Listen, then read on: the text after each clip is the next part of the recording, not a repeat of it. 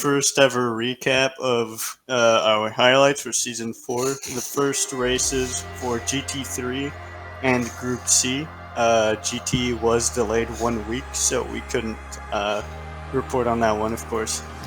So for GT3, Rare, do you want to talk about the first race you had on Sebring? Yes, coming out of retirement real quick since the beginning of season 3, wasn't it? It was a while. First race on Sebring, actually. We have drivers. We have Danny, Gene Master, Matt, me, Alex, or A_Alex, Aston, Lexus, Demon Guerra, Misty, and Akla, and Green Boy Jules. So during the beginning,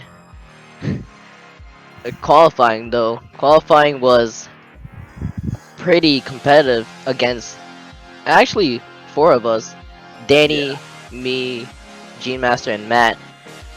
Me, Matt, and Danny have done the only 245s, I'm guessing, for qualifying. Yep. Then Gene Master following only with a 246 about. And then, oh god, I didn't get anyone else's time, have I? Yeah, you were really just focusing on the 4 first, including you. Whilst I was looking more at the back, which there was a fight until about the 5th lap between Green and Aston, which unfortunately Green spun out mid-lap on the 5th one, which was around the turn next to the mobile sign. And the spin out pretty much caused him to lose about 3 places. He was stuck second last. And later on during that race, a couple laps later, he ended up flipping, which caused a DNF. And from there on, it was pretty much just Aston and Alex who actually had a pretty close fight for a while. But Aston ended up losing some time. Alex pretty much ended up passing him during that race. So that was the second half, the back half of the pack. And of course the front, just 4 of us racing. In the beginning, all 4 of us were in a very tight pack actually. It was just back and forth between me, Gene Master, Matt, Danny. I don't know who was in front. Was it Danny or Matt? It was. It was really. I'm pretty sure it was Matt most of the time. Although Danny did sometimes find a way to wiggle a way out and ended up first. I mean, he did end up first in total, followed by John and Matt in third. Surprisingly, I thought Matt had it at least in second, but it seems John actually ended up overtaking him in the end. And yeah, that was pretty much it for the first pack. Yeah, and you ended up 4th, right? Yeah, I ended up 4th with 12 points. Well, Danny got 1st, Gene Master got 2nd, and then Matt got 3rd. And yeah, it was a pretty intense fight all along. Yeah. Basically, overall, for the first race of Season 4 for Group 3 was just back and forth for the top 4, and then the back group was just whoever more could of a hold breakup.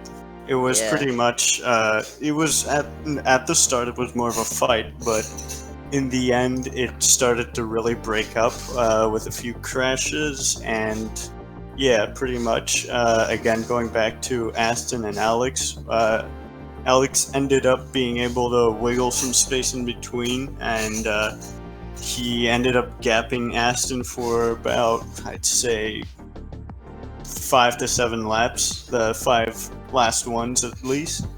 And yeah, that's pretty much how it went. It was really big gaps, as opposed to the first 4, which was very, very close all along. Yes. Almost lost 4th actually because of a drive-through, but luckily it was a very large gap. Yeah. Lots of breathing room for there, but still. Yeah. I had what's it called? I got to 20 corner cuts within like 7 laps in. I'm pretty sure. Yeah, you kept that 24 for quite a long time. We were Yeah, really for the- surprised. You kept that for about. I mean, you were about 10 laps in, and you still had that 24 going, and it was pretty then- impressive. Yeah. What's it called? I actually got a corner cut through the pits, remember? Yeah, And yeah. then Gene Master was just right behind me. I tried to get an undercut. Tried to make it like sort of like different. Hopefully it would like change up the timings. But in the end, Gene Master caught up to me. And then actually Matt had a crash. I didn't see it, but yeah, Matt had a crash. I don't know where though. But Oh, I just didn't remember him notice that. just absolutely rocking and right past me actually. Wait, so you passed him because of that crash, or did he just Yeah. make it back out before you even caught up? What's it called? I think I did pass him on the crash, but then he caught up during that period. Oh, What so really during the bad. pit period, he caught up. I guess, yeah. Yeah. All right. Alright. Moving on to Group C. Group C was less eventful, I must say. Only notable thing about Group C was a really sad start from Oricom, having had control remapping, which caused them to be late 1 lap and ultimately DNF for Oricom right off the start. Apart from that, for Group C, I mean, nothing really out of the ordinary happened. Pretty sure. Yeah. What's it called? Actually, Fat Boy getting second in front of Oh Drip yeah. Department. While Danny's in first. Just pretty So that was- impressive that Fat Boy actually managed to get in front of Drip, which is surprising. Drip being one of the best drivers on PT. Fat Boy really coming out of nowhere and just taking his spot like that. I mean, that gives pretty high hopes for the rest of the season. Maybe he'll even be able to beat Danny. Who knows? And TG being 4th in that race, right in front of me, who I DNF'd, of course, because of the whole remapping problem. Apart from that, that's pretty much how Group C went. Ah, yes. And like we said in the beginning, GTE not starting due to what are the problems with GTE? So basically, there was a whole thing about Roblox just completely dying due to, again, the Adopt Me problem. And we had to pretty much cancel the whole operation due to that.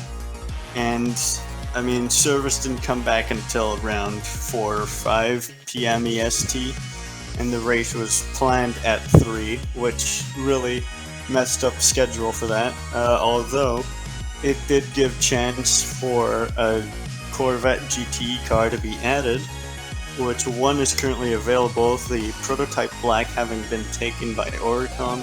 There is the yellow one available, although we don't know at this time which teams may take them. But what we do know is GTE is very packed. Every team has a car, and I'm pretty excited to see the results of it. Ah, yes. GTE always an exciting race, even though everyone's packed. Yeah, indeed. With it being the most popular class, of course. So far, yeah, very much most popular, considering you have GT3 and Group C, especially LMP1. I'm Yeah, guessing LMP1 is very hard to master though, so yeah. People usually think that's pretty easy to master. It's just a fast car that's OP, but really, it's more than that. It's got more to it than you'd think. yeah, basically F1 in a nutshell. Yeah, pretty much. It's a lot of grip, very light, but with that grip comes a huge amount of power that if you do it too much, you'll end up spinning out. Yeah. And it can also lose lots of time if you mess up just a tiny bit. Yeah, of course, because every other car is just about the same speed as you. Hell, even faster if you look at Audi with a pretty good speed advantage, I'd say. Although, with the right mastery, all cars are pretty much on the same level in LMP. Yeah, it just really comes down to the drivers for any class, actually. It just comes down to the drivers. Yeah, kind of, especially with seeing like ProDrive being constant champions. They won every Constructors. Honestly, what I'd want to see is how ProDrive will end up doing this season with especially Emerald Overdrive and Roush Autosport having said that they will do a lot more improvements in order to try to beat ProDrive and get that Constructors Championship on Season 4. It's going to be really interesting to see what they have, especially for GTE, since GTE is so packed and so competitive. It's going to be really interesting to see what they've got. Yes, a new season with about the same teams, or 2 new teams actually. 2 new, right? Yeah. Oricom Automotive and Schaffer, right?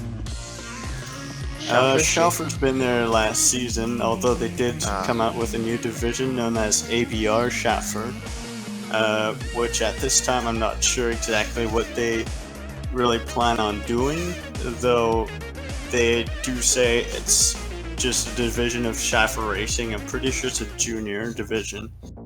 Also with the Rush division being a new competitor, and Hoshi Shirogane, a Group C competitor, affiliate of Emerald Overdrive. Yes. New things to come to this season, coming from definitely Season 1, very memorable, actually. But just due to car tunings, yeah, it was just very one-sided throughout Season 1 and Season 2. But now Season 3 has brought in more of a dynamic with the new car, the Lancelot GTE, coming in. Very controversial car. Yeah, very controversial, very overpowered actually, if I might say. Yeah. Very much leading Season 3. Very much leading Season 3. The entirety of the races. Yeah, and they were then, really dominant. Yeah. Until it came to me. Yeah, that was not a very nice season for me at all. Caused me to go into retirement actually. Yeah. You did come back for GT3, and I mean, you gave them a pretty good fight, and it's going to be interesting to see the continuity of this season, see how it's going to go.